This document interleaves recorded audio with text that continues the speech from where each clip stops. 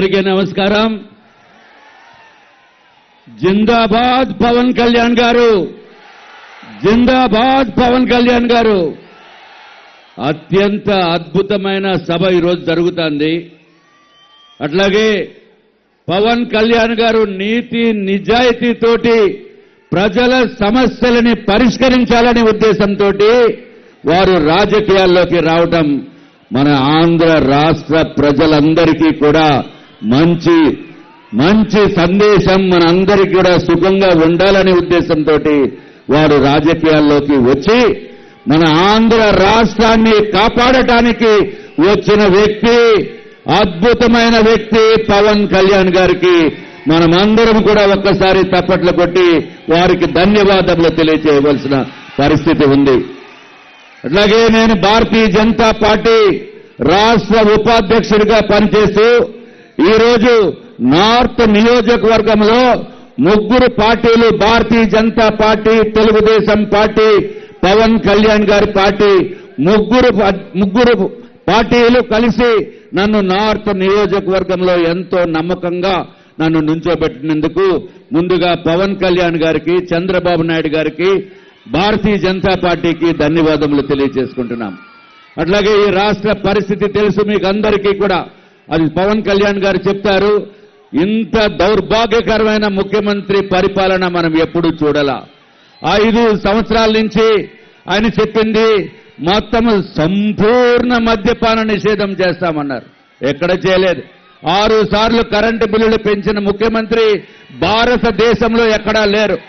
అట్లాగే చెత్త మీద పన్ను వేసి నిత్యావసర వస్తువులు రేట్లు పెంచేసి అత్యంత దారుణమైన పరిపాలన చేసిన వ్యక్తి ఈ జగన్మోహన్ రెడ్డి గారు. ఆ జగన్మోహన్ రెడ్డి గారు ప్రభుత్వాన్ని దింపటం గురించే పవన్ కళ్యాణ్ గారు, భారతీయ జనతా పార్టీ, తెలుగుదేశం పార్టీ 3 పార్టీలు సంయుక్తంగా కలిసి వస్తున్నాయంటే అది త్రివేణి సంగమం లాంటిది.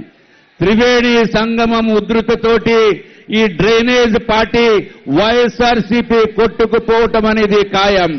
మీరందరూ కూడా మా ఉమ్మడి అభ్యర్థులకి సపోర్ట్ చేసి దయచేసి ఒక్కసారి మాకు అవకాశం ఇవ్వండి. తప్పనిసరిగా ఈ రాష్ట్ర భవిష్యత్తుని పవన్ కళ్యాణ్ గారు, చంద్రబాబు నాయుడు గారు, భారతీయ జనతా పార్టీ మార్చేసి ప్రగతి పదంలోకి తీసుకుని వెళ్తాం.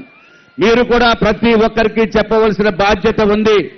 ఎవరన్నా వైఎస్ఆర్సీపీకి ఓటు వేద్దామని అనుకుంటే మన పిల్లల భవిష్యత్తు, బంగారు భవిష్యత్తుకి ఉరి తాడు వేసిన దాంతో సమానం.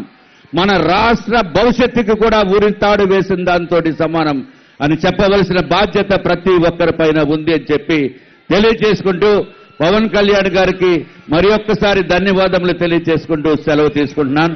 నేను నార్త్ నియోజకవర్గంలో కమలం గుర్తుపై పోటీ చేస్తున్నాము. కానీ ఆ నార్త్ నియోజకవర్గంలో కూడా డూప్లికేట్ గ్లాస్ కూడా వచ్చేసింది. దాన్ని కూడా అందరూ గమనించవలసిన అవసరం ఉంది. నా గుర్తు కమలం గుర్తు.